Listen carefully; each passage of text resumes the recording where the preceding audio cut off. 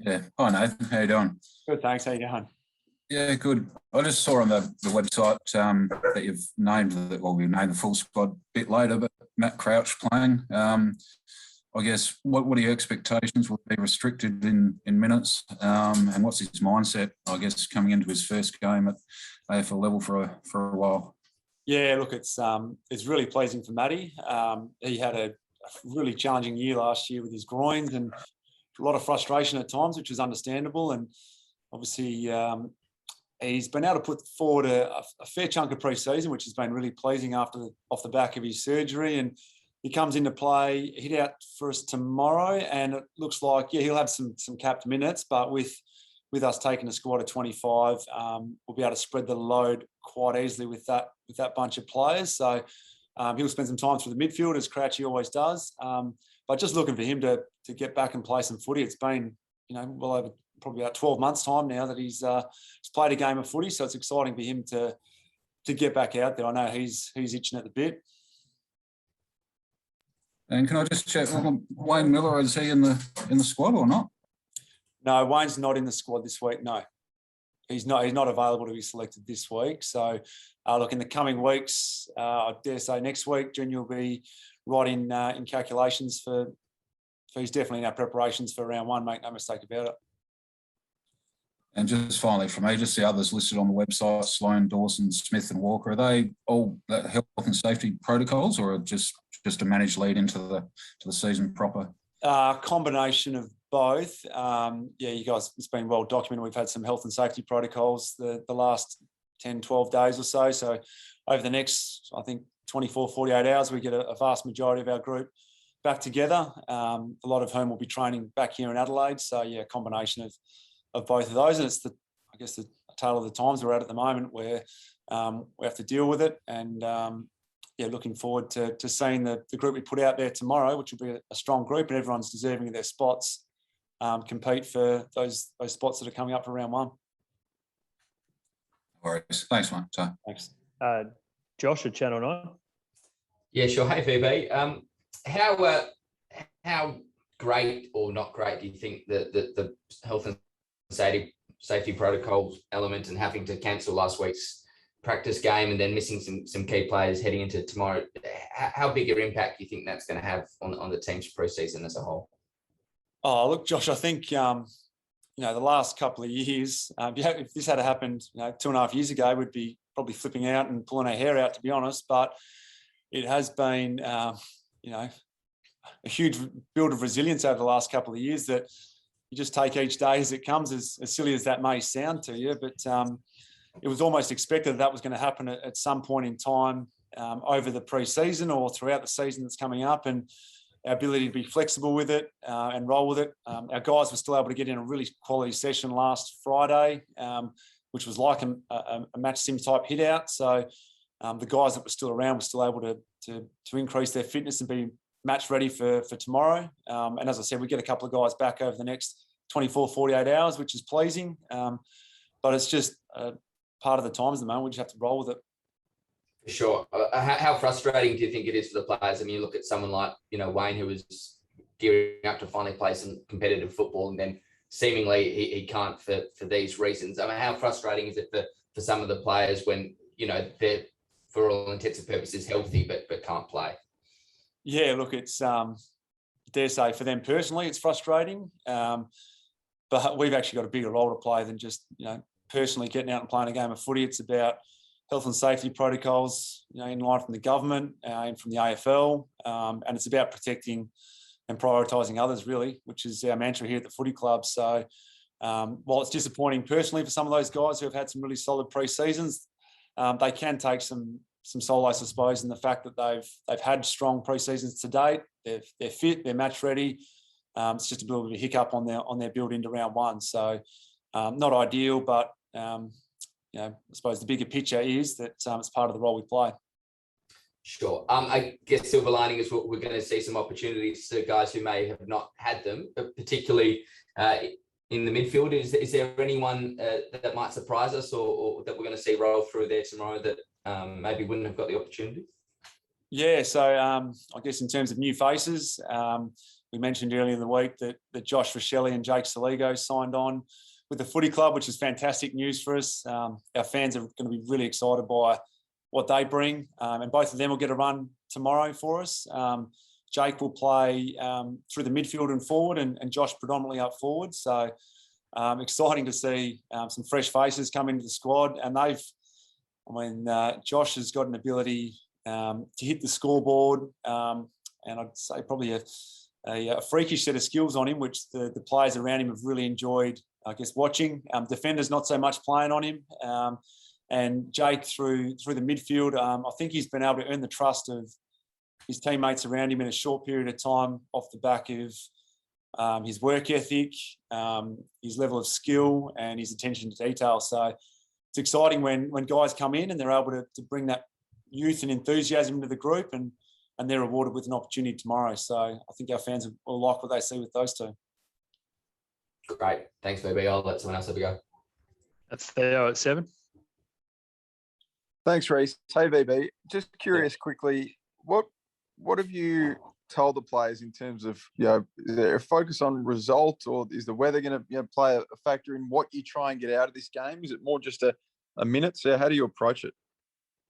Yeah, it's a good question. It's not about the outcome is I suppose less significant than what it is for round one, obviously, and it's around getting the required minutes into the players that we need to get ready for round one. So there's a large emphasis on that, as well as, I guess, fine-tuning bits of our system that we've been working on throughout pre-season. It's our first chance to actually come up against, a match-ready AFL team, different opposition, which is exciting. So it's a matter of fine-tuning game style, understanding who different personnel within that game style, and competition for spots. So there's probably a combination of both those aspects, and as well as that, we understand there's a bit of weather going on up on the Gold Coast at the moment. So we may have to tinker a few things based on the fact that it sounds like it's going to be torrential rain for large periods of time. And with Tex, is he not playing so you can see a little bit more of the other guys, given he won't be there for the early rounds of the season? Yeah, look, we understand with Tex, he's unavailable to round 4, and you would have seen throughout pre-season to date that he's been, I guess, in the senior team and also in the competing team, and that's been in preparation for round 1. We need to give some minutes into the likes of Himmelberg, Thilthorpe, Fogarty, McAdam, Gallant, these guys to put their best foot forward, understanding that Tex won't be available for the first 3 weeks. So the pleasing sign in all that is that those young guys have relished that opportunity, and a couple of them get the opportunity tomorrow to put their hand up and continue on their strong training form. So and Tex has been huge in their development as well at this stage. So he'll continue to do that until round 4 when he can get back out there with them.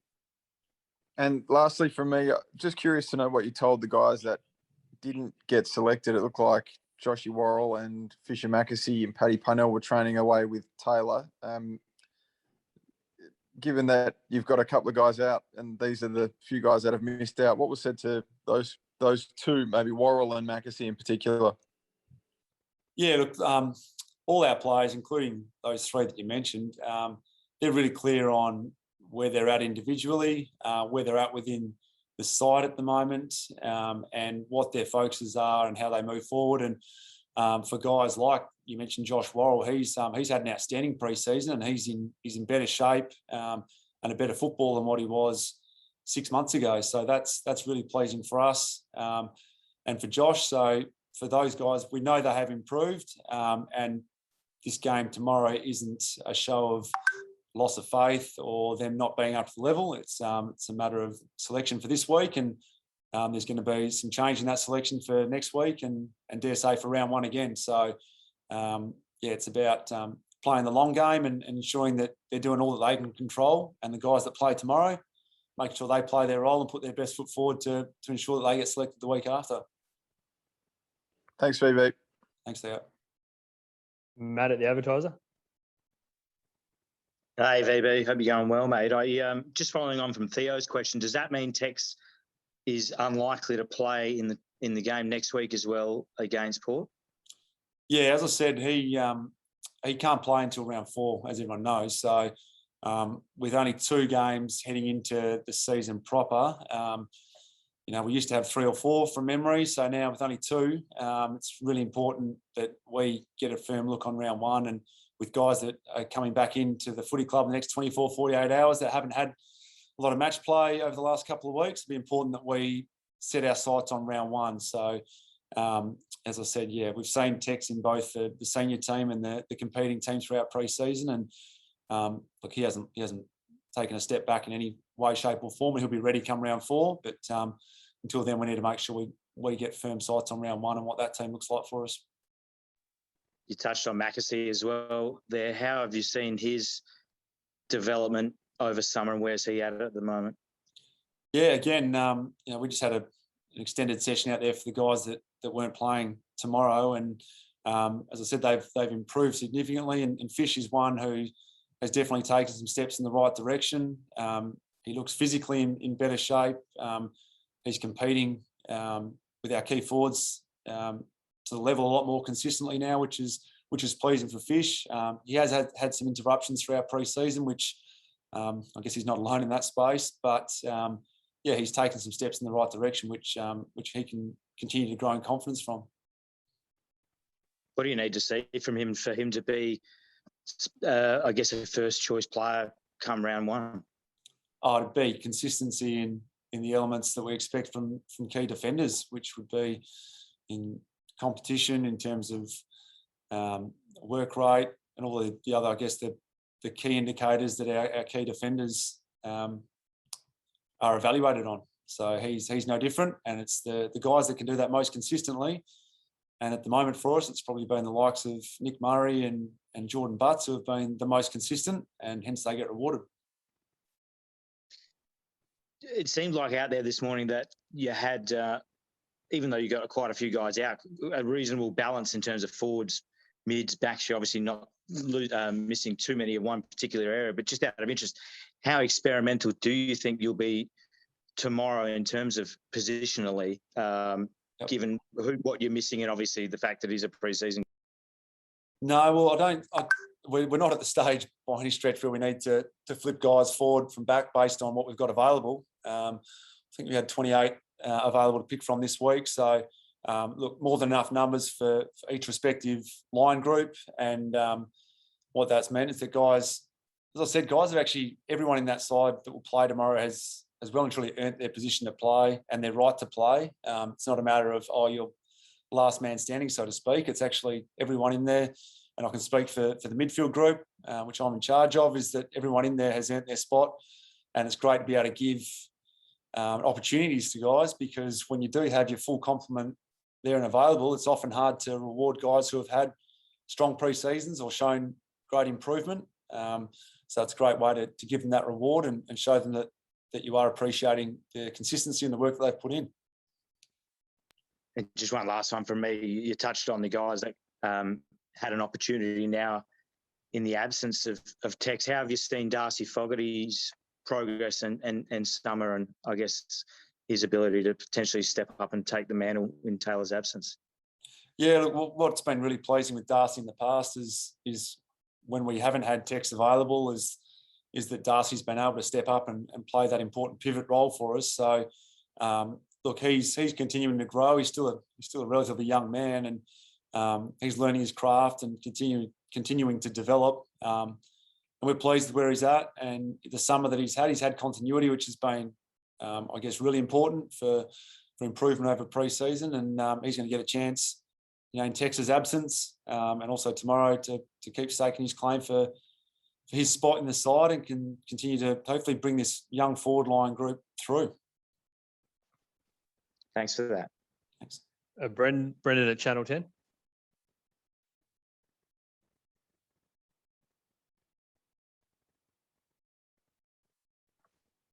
Not sure if he's still on the line. We'll throw it open again. Has anyone got any last questions for VB? Can I just ask one again? Sorry to jump back.